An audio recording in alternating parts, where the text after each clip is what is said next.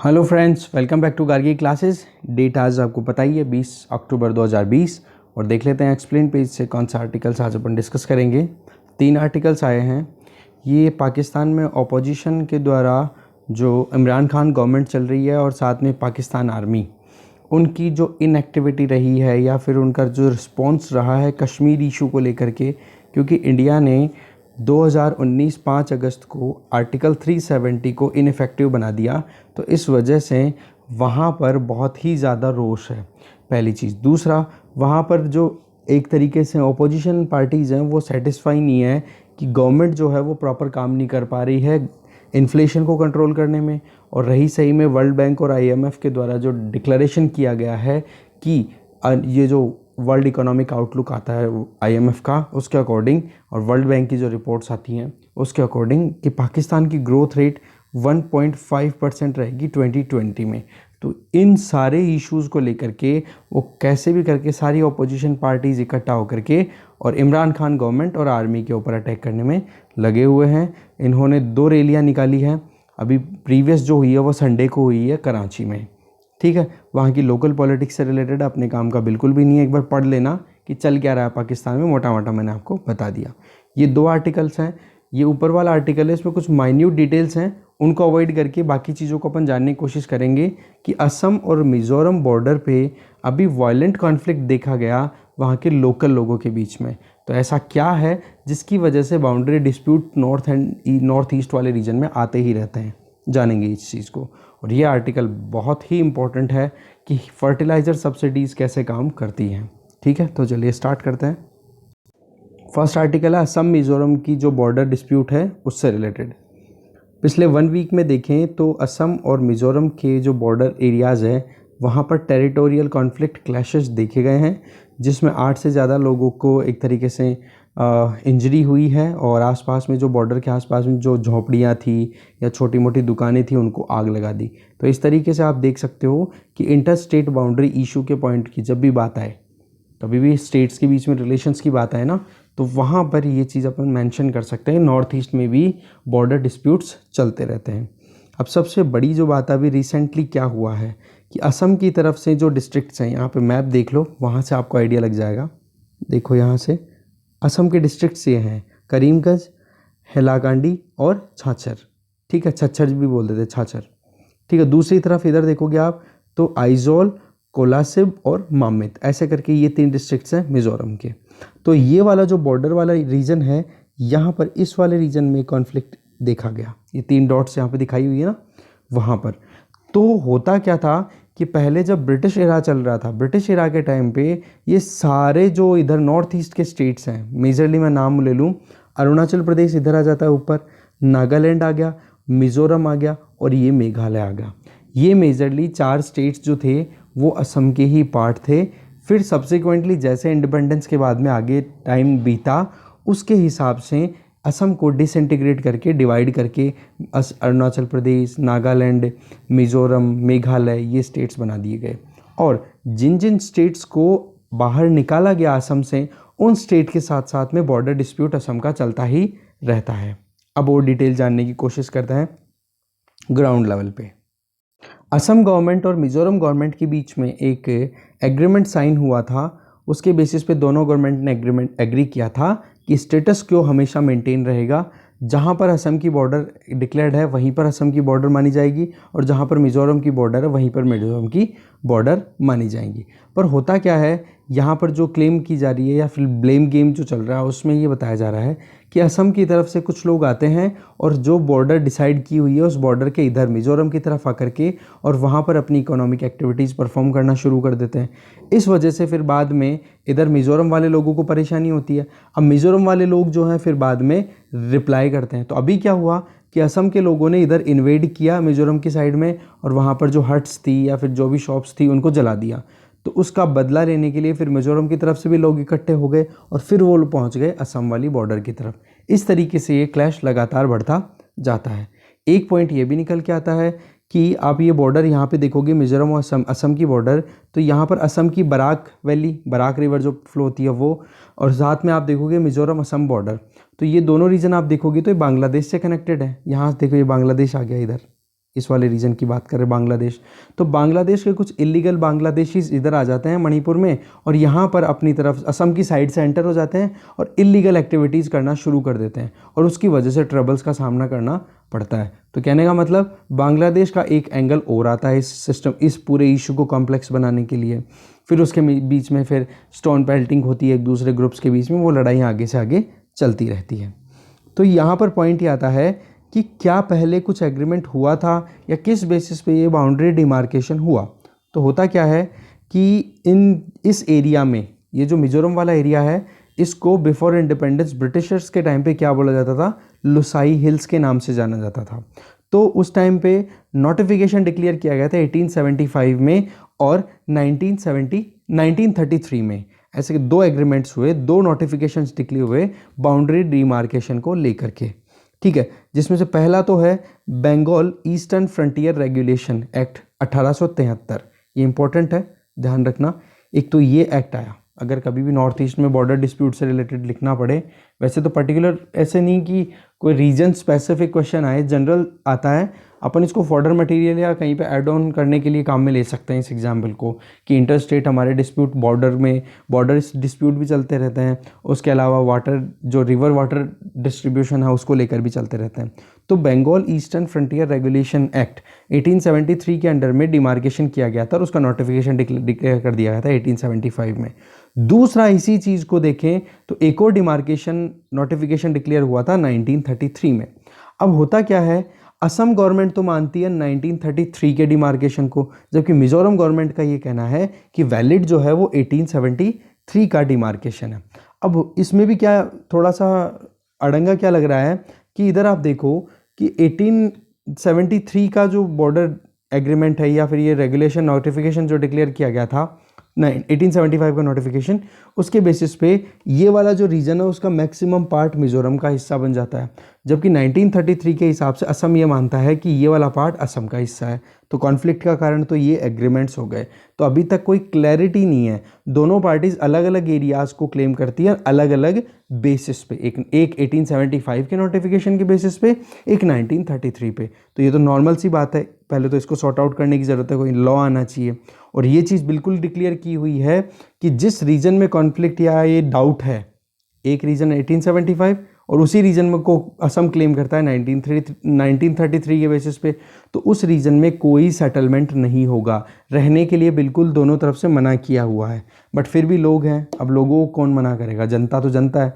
फिर जब बात बिल्कुल कॉन्फ्लिक्ट क्लैशेस में बढ़ जाती है तब जाकर के उनको एड्रेस करना शुरू करते हैं। बाकी पहले तो जनता अपने हिसाब से अपना रूल कर लेती है, आपको पता है एनक्रोचमेंट होते रहते हैं। फिर सरकार जब जागती है तब जाके फिर डिमोलिशन करती रहती है, जो भी कंस्ट्रक्शन कर दिया जाता है जनता के द्वारा इलीगली। ये जो बॉर्डर डिस्प्यूट है ये कोई असम का केवल मिजोरम के साथ ही नहीं है, असम से देखो नागालैंड भी निकला है, अरुणाचल प्रदेश भी निकला है, मेघालय भी निकला है और मिजोरम भी निकला है। इन चारों स्टेट्स के साथ में असम की कोई ना कोई बॉर्डर डिस्प्यूट चलता रहता है। नागालैंड के साथ में 2008 में एक रिसर्च पेपर डिक्लेयर, नागालैंड के साथ दो इशू, लगभग 500 किलोमीटर की बॉर्डर है, इसकी बाउंड्री है असम की। तो Manohar Parrikar institute for defence studies ने एक एनालिसिस पे बेसिस पे एक पेपर रिलीज़ किया, बोले कि द मोस्ट वायलेंट क्लैश जो हुआ था इनका दोनों के बीच में ज़बरदस्त चलता रहता है। और वो जब नागालैंड बना था, जब से असम और नागालैंड की बॉर्डर खींची गई 1965 तब के बाद में लगातार होता जाता है, जिसमें मेन इंसिडेंट आप 1979 और 1985 में देख सकते हो, जिसमें 100 से भी ज़्यादा लोगों की डेथ हो गई थी। ऐसे ही असम अरुणाचल प्रदेश का केस है, ऐसे असम मेघालय का केस भी है। तो आई होप आपको ये चीज़ क्लियर हो गई होगी क्या डिस्प्यूट है उधर। नेक्स्ट देखते हैं। नेक्स्ट आर्टिकल है फर्टिलाइज़र सब्सिडी काम कैसे करती है। वैसे फर्टिलाइज़र से रिलेटेड एक आर्टिकल एडिटोरियल डिस्कशन में कवर कर चुके हैं, वहाँ पर जो प्रॉब्लम है उसके बारे में मैंने बता दिया कि यूरिया जो है वो सब्सिडाइज्ड रेट पे मिलती है, जबकि दूसरे जैसे पोटास हो गया, फॉस्फोरस हो गया, उनकी जो रेट्स हैं वो डीरेगुलेटेड है, उन पे इतनी सब्सिडी नहीं मिलती है। तो फार्मर्स तो एक्सप्लॉइट करते ही हैं यूरिया का ज़्यादा, मतलब रेकलेसनेस यूज़ करते हैं, रेकलेसनेसली, ठीक है, तो मतलब विदाउट एनी केयरिंग, ठीक है। और उसके अलावा डीएपी है, दूसरे जो फर्टिलाइज़र्स हैं उनकी कमी रह जाती है। तो वो वाली बात है कि यहाँ पर इनको न्यूट्रिएंट बेस्ड सब्सिडी स्कीम में लाने की ज़रूरत है। ये तो आर्टिकल था अपना पहला। अब देखते हैं कि गवर्नमेंट क्या प्लान कर रही है फर्टिलाइज़र प्राइस को रेगुलेट करने के लिए और ओवर यूज़ को कंट्रोल करने के लिए। तो अभी स्टार्टिंग में आर्टिकल में ये बोला जाता है कि सेंटर एक प्लान पे काम कर रहा है कि कैसे भी करके जो फर्टिलाइज़र्स के बैग्स दिए जाते हैं एक इंडिविजुअल फार्मर को एक पर्टिकुलर क्रॉपिंग सीजन में उसको एक रेस्ट्रिक्शन दे दी जाए कि भाई इतने ही तुम बैग खरीद सकते हो टोटल, ठीक है। तो इसके लिए बहुत सारे इम्प्लीकेशंस हैं और बहुत सारी चीज़ों को समझना हमारे लिए ज़रूरी हो जाता है। सबसे पहले कि फर्टिलाइज़र सब्सिडी होती क्या है। देखो, नॉर्मली फार्मर जो होता है वो मैक्सिमम रिटेल प्राइस पे जा कर के और किसी भी कंपनी से या किसी भी रिटेलर से जा कर के और अपनी बैग्स खरीद के ले आता है और उसका यूज़ कर लेता है। अब यहाँ पर बात आ जाती है कि सब्सिडी फिर फार्मर्स को मिली कहाँ, जब एमआरपी पे उनको ख़रीदना है। बेसिकली ये एमआरपी जो होती है ये नॉर्मल जो एमआरपी होती है उससे कम रहती है। मान लो 10,000 रुपये एमआरपी प्रिंटेड है उस पे बैग पे, तो फार्मर के लिए एमआरपी कितनी हो जाएगी। मान लो वहाँ पे गवर्नमेंट 7,000 का सब्सिडी दे रही है तो 3,000 रुपये ही पे करने पड़ेंगे उस एक पर्टिकुलर बैग के। मैं एग्जांपल दे रहा हूँ आपको, वैसे तो 500, 600, 700 ऐसे में आ जाते हैं ये बैग्स, ठीक है। तो इस तरीके से क्या हो गया, 700 रुपये जो है वो सब्सिडी हो गई और 7,000 रुपये सब्सिडी हो गई और 3,000 रुपये में वो बैग लेकर के आ गया। अब इस तरीके से 10,000 रुपये का चीज़ अगर 3,000 रुपये में मिलना शुरू हो गई तो फार्मर्स क्यों उनके ऊपर दिमाग लगाएंगे कि हाँ ज़्यादा यूज़ हो रहा है या कम यूज़ हो रहा है। तो वो सबसे बड़ी प्रॉब्लम है। इससे क्या है, फिर धीरे धीरे एनवायरमेंटल कंसर्न्स भी बढ़ना शुरू हो जाते हैं।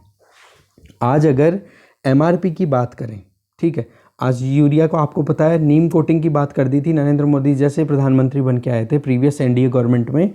तो उन्होंने बोले यूरिया का मिसयूज़ बहुत ज़्यादा हो रहा है कि फार्मर्स के नाम पे दूसरे कंपनीज वाले उठा ले जाते हैं यूरिया को और फिर उसका इंडस्ट्रियल पर्पजेज़ के लिए यूज़ करते हैं। जबकि यूरिया एक फर्टिलाइज़र है जिसको इंडिया इंपोर्ट भी करता है और इंडिया में थोड़ा बहुत प्रोडक्शन भी होता है ना, तो वो एग्रीकल्चरल सेक्टर के लिए होता है, जबकि मिसयूज़ इसका ज़्यादा हो जाता है। तो होता क्या है, गवर्नमेंट जो है हर एक टन पे लगभग 5922 पर टन रुपीज़, ठीक है, लगभग 6,000 रुपये हो गए, 6,000 रुपये पर टन के हिसाब से गवर्नमेंट ने फिक्स कर रखा है, ठीक है। तो ये कहने का मतलब एक डोमेस्टिक मैन्युफैक्चरर जो है उसकी एमआरपी की रेट होती है लगभग 17,000 रुपये। इंपोर्ट की हुई यूरिया है उसकी अगर रेट देखें तो पर टन की रेट होती है लगभग 23,000 रुपये, ठीक है। अब आप इनको छोटे छोटे बैग्स में डिवाइड कर देते हो तो उसी के अकॉर्डिंग उनकी एमआरपी फिक्स कर दी जाती है। अब उसमें गवर्नमेंट ने प्राइस फिक्स कर दी कितनी, 6,000 रुपये पर टन। तो आप डिफरेंस देखो कि कहाँ पर तो 23,000 रुपये में आप इंपोर्ट कर रहे हो या डोमेस्टिक मैन्युफैक्चरिंग भी कर रहे हो तो 17,000 की कर रहे हो, और इधर आप दे रहे हो कितने में किसान को, लगभग 6,000 रुपये में। तो आप देखो सब्सिडी कितनी ज़्यादा दी जा रही है यूरिया पे। इसी के तरीके से आप दूसरे नॉन यूरिया फर्टिलाइज़र्स पे देखो, वहाँ पर सब्सिडी बहुत ही कम है। जैसे DAP, डाई अमोनियम फॉस्फेट, इसकी रेट अगर करंट देखो तो 10,230 है। ऐसे ही आप देखोगे MOP, तो इसकी रेट आप मतलब म्यूराइट ऑफ पोटास, ठीक है, ये भी पोटेशियम के लिए यूज़ होता है, तो इसकी रेट देखोगे 6,070। ऐसे ही आप देखोगे 10:26:26 ये कॉम्प्लेक्स फर्टिलाइज़र होता है, इसकी रेट देखोगे तो 8,380। तो एक तो ये देखो 10,000, 8,000, 6,000 और इधर देखो कि 6,070 और इधर देखो यूरिया का प्राइस। तो कहीं ना कहीं इन फर्टिलाइज़र्स को ज़्यादा फ्री कर रखा है, इनकी रेट फ्री फ्लोट होती रहती है, जबकि इधर देखोगे तो इधर सब्सिडी ज़्यादा मिल रही है यूरिया में। तो इस वजह से किसान ये ध्यान नहीं रखता कि हमारे यहाँ पर मेरी जो ज़मीन है उसकी मिट्टी में कौन से फर्टिलाइज़र की है, कौन से न्यूट्रिएंट की कमी है, बस वो ये देखता है सस्ता कौन सा आ रहा है वो परचेज़ करके ले आता है। तो आप देखोगे इनकी MRP ओवरऑल देखोगे, ठीक है, इसकी MRP, तो ओवरऑल MRP जो मार्केट में है वो देखोगे आप, कंपेयर करो, देखो इधर 24,000 DAP की, फिर MOP की होगी 17,500 और 23,000 23,500 रुपये हो गई किसकी, ये जो कॉम्प्लेक्स फर्टिलाइज़र है। तो यहाँ पर आप MRP को कंपेयर करो जहाँ पर सब्सिडी नहीं दी जा रही, 17,000, 23,000 और इधर देखो 24-17, लगभग बराबर है, बट सब्सिडी का डिफरेंस आते ही यूरिया सस्ता हो जाता है और इनको सब्सिडी इतनी ज़्यादा मिलती नहीं है। तो आप समझ गए मेरे कहने का मतलब कि किस तरीके से यूरिया की तरफ टिल्ट रहता है, झुकाव रहता है किसानों का, उसके पीछे यूरिया की प्राइस भी है। अब बात यह है कि सब्सिडी पे कैसे की जाती है। इसका सिंपल सा प्रोसेस है। फार्मर्स को तो एक रेट देनी होती है, जैसे कि अब टोटल रेट कितनी बताई यूरिया की, 23,000 रुपये तो इम्पोर्ट की हुई के लिए और 17,000 रुपये हो गया डोमेस्टिक मैन्युफैक्चर अगर कोई करता है तो फार्मर को तो जाके 6,000 रुपये देने हैं रिटेलर को और 6,000 रुपये के बेसिस पे उसको ख़रीद लेना है सामान और अपना बैग लेकर के आ जाएगा। फिर बचा हुआ डिफरेंस कितना रह गया, यहाँ 23,000 के हिसाब से देखोगे तो लगभग 17,000 रुपये। तो 17,000 रुपये जो है वो गवर्नमेंट उस रिटेलर के अकाउंट में भेज देगा या फिर वो कंपनी जो उस यूरिया को प्रोड्यूस कर रही है, ठीक है, उसके अकाउंट में भेज देगी। तो इस तरीके से डायरेक्ट सब्सिडी का काम चलता है। इसमें जो फार्मर्स हैं उनका कोई रोल नहीं होता। फार्मर्स को तो पहले से ही सस्ते रेट में MRP के नाम पे बेच दिया जाता है, बाकी जो डिफरेंस रहता है वो फिर दे दिया जाता है गवर्नमेंट के द्वारा सीधा कंपनी वालों को। अब जब से डायरेक्ट बेनिफिट ट्रांसफ़र शुरू किया गया है तब से सब्सिडी सिस्टम में डायरेक्ट होता क्या है, point of sale machine install कर दी गई रिटेलर्स के पास में।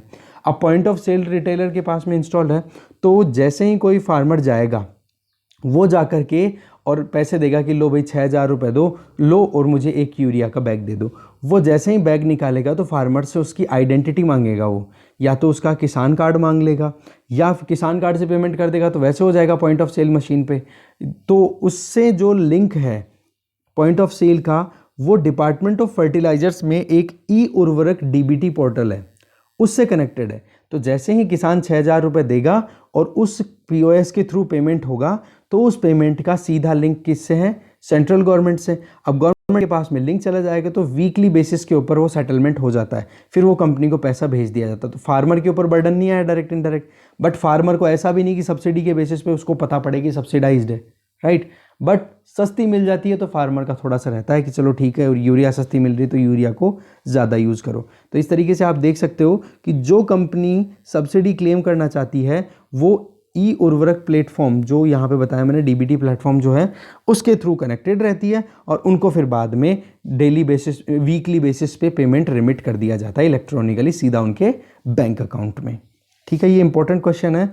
अभी PSC का एग्ज़ाम था, राजस्थान स्टेट PSC का, उसमें ये क्वेश्चन था कि फर्टिलाइज़र सब्सिडी किस तरीके से एक्ट करती है, काम करती है। तो इस तरीके से अगर PSC की आप प्रिपरेशन कर रहे हो तो वहाँ पे एग्ज़ाम में कई बार सीधे सीधे क्वेश्चन पूछ लिया जाता है। Explain page is very important.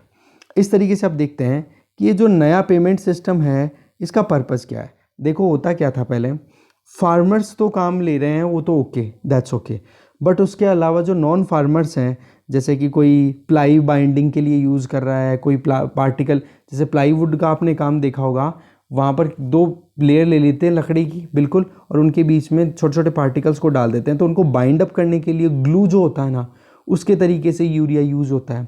ऐसे ही एनिमल्स के लिए चीप प्रोटीन सोर्स के लिए भी यूज़ किया जाता है यूरिया को। ऐसे ही मिल्क एडल्ट्रेशन में भी काम आता है। आपको पता है ये बड़ी बड़ी डेयरियाँ जो काम करती हैं, इनके दूध को जब चेक किया जाता है तो यूरिया कंटेंट बहुत बार मिलता है। क्यों मिलता है मैं बता देता हूँ आपको, लोकल रियलिटी, कि दूध फट जाता है, ठीक है। अब दूध फट गया तो उस दूध को इतने सारे को, मान लो एक टैंकर का टैंकर दूध फट गया, तो उस टैंकर के दूध को वो फेंकेंगे क्या, नुकसान हो जाएगा ऐसे। तो इसके लिए वो क्या करते हैं, यूरिया डालते हैं, एक बंदे को पकड़ा देते हैं, बड़ा सा सरिया, ठीक है, और उसको बोलते हैं बस अब इसको तो घुमाता जा, और वो फटा हुआ दूध फिर से दूध में कन्वर्ट हो जाता है नॉर्मल। इस तरीके से यूरिया का एडल्ट्रेशन के तरीके से यूज़ होता है मिल्क में, समझ गए। दूसरी तरफ स्मगलिंग भी होता है यूरिया का नेपाल और बांग्लादेश वाले रीजन में। तो कहने का मतलब लीकेज बहुत सारे थे पहले वाले सिस्टम में, जिसमें कि आप देखो अब तो चलो डायरेक्ट बेनिफिट पोर्टल हो गया, इसमें तो किसान जब जाएगा खुद उसकी ID लगेगी, आधार कार्ड से कनेक्टेड उसका किसान क्रेडिट कार्ड है, वो जब लगेगा तभी उसका सिग्नल जाएगा कि हाँ जी किसान ने ही खरीदा है, ठीक है, तब जाके उस पर्टिकुलर रिटेलर या कंपनी के अकाउंट में जो सब्सिडी गवर्नमेंट देती है वो आएगी। अदरवाइज़ पहले क्या होता था, MRP पे आपने पहले ही एक्सक्लूड कर रखा है कि आपको सब्सिडी पहले दी जा रही है, तो आप कैश दो और फिर बाद में बैग्स के बैग उठा ले जाओ। तो उस केस में क्या हो गया, अब फार्मर खरीदो या नॉन फार्मर्स खरीदो, किसको पता पड़ रहा है, तो वो मिस यूज़ ज़्यादा होता था। तो कहने का मतलब अभी जो लेटेस्ट जो करंट जो सीन है, करंट जो पूरा प्रोविज़न है, इसके बेसिस पे जो नॉन फार्मिंग एक्टिविटीज़ में यूरिया का या फिर जो फर्टिलाइज़र्स हैं उनका यूज़ रोकने के लिए ये नया सिस्टम लाया गया था। और इसमें एक जो इम्पोर्टेंट काम किया गया था वो क्या, नीम कोटिंग। नीम कोटिंग आते ही आपको पता है नरेंद्र मोदी जी ने आते ही अनाउंस कर दिया था कि बोले यूरिया का मिसयूज़ होता है, इसलिए इसके नीम कोटिंग लगाएंगे। तो आप देख सकते हो इस तरीके से हमारा अभी सिस्टम काम करता है। पहले किस तरीके, अब देखो बायोमेट्रिक ऑथेंटिकेशन जब बायर करेगा तो डेफिनेटली इन्फॉर्मेशन पहुंचेगी वहाँ पर, ये जो पोर्टल था ई उर्वरक डीबीटी पोर्टल, तभी फिर वो सब्सिडी वहाँ से निकलेगी। नहीं तो क्या है, कोई भी इंडस्ट्री खोल रखी है, वो जा करके अपने हिसाब से ख़रीद लेगा और वो वहाँ से जो रिटेलर है वो मैनिपुलेट करके अपने हिसाब से भेज देगा कि हाँ जी ये फार्मर्स नहीं खरीदे हैं, मतलब फेक फार्मर बना बना करके और लूट रहे थे अच्छे से सब्सिडी के फ़ायदे को। वो चीज़ रुक गई। अब नेक्स्ट स्टेप क्या है, तो सेंटर क्या है, अब इस चीज़ पे दिमाग लगा रही है कि जो क्वांटिटी है ना फर्टिलाइज़र्स की, उसको फिक्स किया जाए कैसे भी करके पॉइंट ऑफ सेल मशीन के थ्रू। इससे क्या होगा कि जब भी कोई बेनिफिशियरी अगर बल्क में ख़रीदता है कोई भी फर्टिलाइज़र, तो वो इंटेंडेड वे में ही करे, अनइंटेंडेड बेनिफिशियरी नहीं होनी चाहिए। मतलब फार्मर्स को ही फ़ायदा होना चाहिए, नॉन फार्मर्स को नहीं होना चाहिए। जैसे कि अगर लिमिट कर दी जाए कि हाँ 100 बैग्स आप ले सकते हो एक इंडिविजुअल के लिए, तो उस केस में क्या हो जाता है कि वो बाउंड हो जाते हैं, फिर अपनी ज़रूरत के हिसाब से ही खरीदेंगे। ठीक है, इसके लिए थोड़ा सा प्राइस राइज भी किया जा सकता है, यूरिया को अनसब्सिडाइज करके और जो फर्टिलाइज़र हैं उनके इक्वली भी पुट किया जा सकता है। तो बहुत सारे प्रोविजंस हैं। ठीक है, इनमें से एक प्रोविज़न तो क्या हो गया कि कैसे भी करके नंबर ऑफ़ बैग्स को फिक्स कर दो। तो यहाँ पर बाद में सवाल ये किया जाता है कि वाकई में कितने फर्टिलाइज़र की ज़रूरत पड़ती है, आप बैग्स को अगर फिक्स कर रहे हो तो यहाँ पर डिपेंड करता है क्रॉप क्या है। जैसे नॉर्मली इरिगेटेड वीट है या फिर पैडी है, मतलब चावल की खेती करते हो, तो उस केस में देखो यूरिया के लगभग 45 किलोग्राम के बैग्स ही होंगे। इसी तरीके से डीएपी का 50 किलोग्राम के और एमओपी के लगभग 25 किलोग्राम के बैग्स की रिक्वायरमेंट होती है। तो ओवरऑल आप ऐड ऑन करो तो ये कितना हो गया, लगभग 100 बैग्स की रिक्वायरमेंट होती है जब एक सीज़न में 20 एकड़ की ज़मीन पे कोई फार्मिंग करे तो। ठीक है, तो इसका मतलब क्या हो गया, अगर 100 तक अगर कैपिंग लगा दी जाए तो कहीं ना कहीं ये फिक्सिंग की जा सकती है और जो सब्सिडी है वाकई में उसका प्रॉपर फ़ायदा उठाया जा सकता है और रेगुलेशन भी प्रॉपर हो सकता है। फिर बात आती है कि हाउ मच सब्सिडी वाकई में 1 एकड़ पे करंटली, ये भी तो सवाल बनता ही है ना कि करंटली कितना फ़ायदा सब्सिडी का फार्मर को मिल रहा है। तो देखो एक नॉर्मल एरिया में फार्मर की बात करें तो यूरिया के तो 3 बैग की ज़रूरत पड़ती है, डीएपी के 1 बैग की और एमओपी के आधे बैग की। तो ऐसे करके 3 यूरिया 1 डीएपी और आधा बैग एमओपी का 1 एकड़ के ऊपर ज़मीन पे फार्मर को ख़रीदना पड़ता है। तो उस पर लगभग खरीदारी कितने की हो जाती है, 2437 रुपये तक की उसको परचेजिंग करनी पड़ती है। एमआरपी जो फार्मर पे करता है, नॉर्मल एमआरपी नहीं जो पूरी सब्सिडी को अगर निकाल दें, ये तो सब्सिडाइज रेट के ऊपर है तब जाके एमआरपी बन रही है, क्योंकि फार्मर को तो एमआरपी दिखानी है बट एक्चुअल में वो सब्सिडाइज्ड है। ठीक है, तो इसी तरीके से आप कॉरस्पॉन्डिंग सब्सिडी की कैलकुलेशन करोगे तो यूरिया पे कितनी मिल रही है, 13,000 रुपये पर टन, मतलब एक बैग पे 585 रुपये तो यूरिया पे सब्सिडी देते हैं, डीएपी पे 511.55 पैसे, इसी तरीके से 303 रुपये और 50 पैसे एक बैग पे एमओपी पे मिलता है। तो ओवरऑल आप जब इस पूरी क्वांटिटी के हिसाब से कैलकुलेट करोगे तो सब्सिडी कितनी दी जा रही है, उसी सेम क्वांटिटी पे गवर्नमेंट कितना पे कर रही है, 2418.3 पर एकड़, और फार्मर खुद अपने जेब से कितना दे रहा है, 2437। तो ऐसे करके 24 कितना हो गया, लगभग 4900 रुपीज़ का सामान फार्मर को कितने में मिल रहा है, 24 पे। तो आप देख सकते हो डायरेक्टली तो कितने रुपए का फ़ायदा हो रहा है, लगभग 50% का। अब बात आती है दूसरे फैक्टर्स की ध्यान देने की कि सब्सिडी तो फार्मर को बेनिफिट देने के लिए है ना, बट कुछ और फैक्टर जैसे डीजल आपको पता है अभी रेट कितनी चल रही है दिल्ली में, लगभग 70 रुपये और 46 पैसे के लगभग रेट चल रहा है। तो आप देखोगे ओवरऑल उस पर एक्साइज ड्यूटी या वैल्यू एडेड ड्यूटी जो है ना, वैट जो लगता है वो कितना लग रहा है, 42.19 पैसे। तो आप देख सकते हो कि 70 रुपये में से तो कितना पैसा तो केवल टैक्स के तौर पे लग रहा है। तो आप देख सकते हो कि डीजल पे कोई एग्रीकल्चर कंजम्पशन के लिए यूज़ हो रहा है, किस चीज़ के लिए यूज़ हो रहा है, वहाँ पर ये नहीं देखा जाता कि कितना यहाँ पर इनको सस्ता देना है। डीजल सबके लिए सेम प्राइस पे है। तो ओवरऑल देखें तो लगभग 30 लीटर तक का एक डीजल कंज्यूम हो जाता है पर एकड़। ठीक है, 1 एकड़ पे 30 लीटर तक का। तो ओवरऑल आप देखोगे तो 1246 रुपये का खर्चा हो गया।